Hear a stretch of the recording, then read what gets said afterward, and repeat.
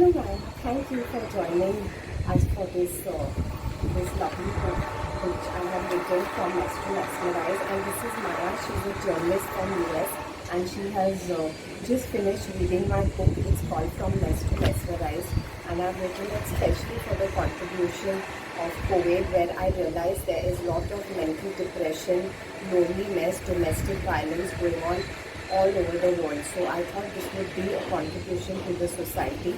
So, and again, it's called From Mess to Mesmerize, not because people are messed up. It's just that all of us go through certain phases in life which we are messed up, and it's perfectly fine. So this book is more about how to work on ourselves. So let's hear more on how did Maya find this book, and how did you feel after reading this book? Well, I feel like it's a very useful year to have this book, and obviously for everyone it's been a difficult year, for people who lost family much more, for other people who have been inside and have underlying health conditions. It's been really difficult, and I feel like a lot of people feel a little bit lost, and so it's useful to have a book to turn to that's not trying to solve everything for you, but trying to get you to reset a little bit and trying to think about are you living your life according to your values and according to the things that make you happy, or are you just following somebody else's wishes, or just doing your job if you're supposed to? And so I feel like it was a really useful reset for me to read it. Okay, that's awesome. And do you think this book would be helpful for the people of the society, whoever reads this book? Yeah, I mean, I think I'm someone who's generally skeptical of self-help books. I don't think I've read many, and I feel like in some ways there's a culture of reading self-help books where people buy a ton of them and find it super useful.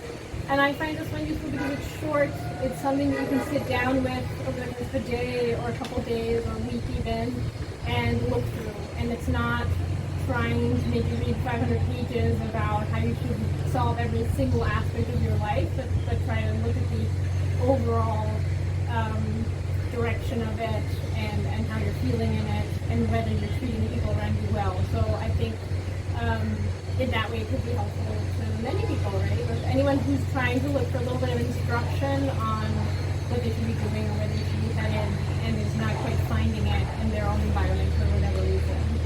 Okay, thanks so much. And what do you think? Which chapter did touch you the most? There were a lot of chapters I liked.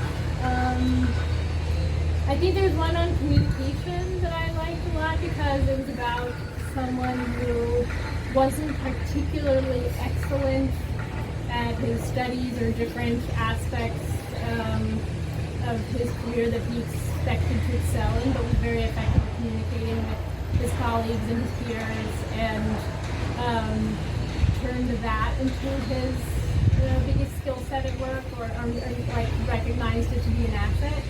And I think those kinds of stories are refreshing, right? Because I feel like we have too many stories that are about how you have to be the best or the most excellent, or it's only valuable to do something if you are trying to beat out other people while doing it. And in fact, I think reading stories about people who are just okay at what they do, but find a way to adapt to make themselves much better at it over time, without having a knack for it, or without being like naturally just the most gifted. I really love those kinds of stories. Yeah, thanks so much. Because I feel in nowadays scenario, especially communication is so important. Because sometimes, people are very good in their work and they're good in everything, but if you can't communicate properly to people, or they don't understand, or if you're not on the same context with someone, there could be a certain, like what is miscommunication, fights, what the person understands and what the person actually needs. Because when I do so many programs like on training and self-development, I have to make sure they have been communicated well and we are on the same page, same context. So that's an awesome thing, because today nowadays everything relies on communication. Like I guess once even on the phone or any part of the world, we need to communicate with people. And yes, there are many communications, not only verbal, there are non-verbal communications, there's energy communication. So it is a very important aspect. So thanks, and I'm so glad that that chapter really touched you. So how do you think that this book is different from a lot of other books you've read? ones? Yeah, I mean, I think other books are much like trying to give you a much broader prescription for what to do or a methodology to follow in order to better yourself. And I think this book is refreshing in that it gives you a set of questions rather. So, are you judging the people around you too much? Are you not compromising when you should be over things that can turn out well, whether it's about religion or whether it's about politics or whether it's about relationships with your family. And so I feel like it's refreshing to have a book that gives you a set of questions without making you try to redo your whole life or trying to say this is something you should do 5 days a week as a method to try to achieve happiness, and instead kind of takes us back to the baseline and asks about our values, the way we're moving through the world. So I like that it's based around questions and that it's based around like a few case studies or a few stories of people whose lives seem to have worked out, at least for now, in ways that they would have wanted, and so I feel like it's not banging you over the head or it's not preaching to you so much as making you sit down and think a little bit about whether you're living as you would wish to be. Right? Yeah, like it's not like a rule book, like how some books say this is the way it should be done, and if this you don't do, this is bad. Like I guess it's non-judgmental, and that's what a lot of people think with it, and it's short and sweet. Yeah. So a lot of people can just. But if you're a reader, not a reader, I think 2-3 days, or even if you're not a reader, in few days, I think you should finish the book like that. So Yeah. that, and it's very easy to understand, very simple language. So it is it's not, and again, it's like, oh God, I'm reading a book. Many people have this fear of notice, oh God, I'm reading a book, I don't know, will I be able to finish it? Just don't have these preconceived notions in mind, and just, I guess, open the book, and I'm sure it will contribute to you. So that's really good. So, I get a lot of questions from people that my photo is on the book, and is it only for women, So, like a lot of it. So, this is, let me tell you, this book is devoid of any gender, and this book is not about me. It's a little bit about why I got into this space, because I had seen a lot in my life. You can just have, like, when you read like 1-2 pages, you can make out, but it's devoid of any gender. Anyone can read it, because a lot of people say, is this only for females?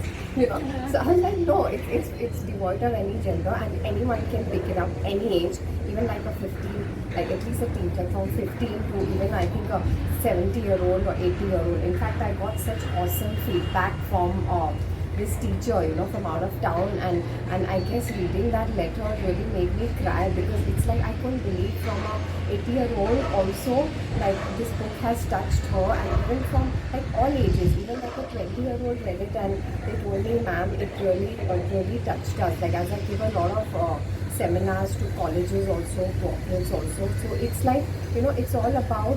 And again, I feel it's not about reading, I feel it's important to read, but more important is do it, because the actual lesson comes when you do it. And what Maya said was really awesome, is communication, which is a major factor, I guess, in everyone's life. I guess we start communicating once we come out of our mother's womb. Even crying is communication. So I guess from there, so it is a very, very important aspect. As well, I said, it's not only vocal, there can be body language communication, non-verbal, energy communication. So it's, I think, a very, very important aspect. So any other insights you would like to give about the book, or how it would impact, I guess, any age? Because I said, I've got letters from people and it has really touched me, and sometimes I guess I try to see that, yes, that people have actually liked my book. Yeah, I'm very glad to hear that.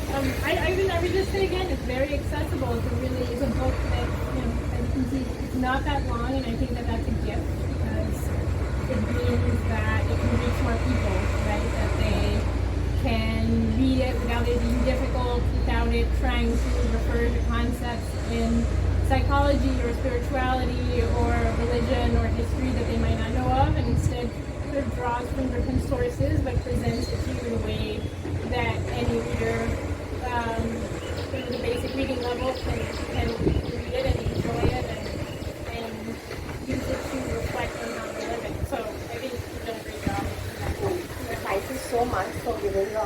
your precious time, and she's really busy, and of course her writing is also outstanding. So, but it is really a pleasure to give some insights of this book, and I'm glad that you really liked it. And please, if you all are interested, you all can have a look, check it out, see if it really interests you, then you could check it out. I don't like, it's up to you all how you all feel. So thank you so much for giving your time, and thank you so much for watching this video. And looking forward to having more such talks. Yeah, thank you.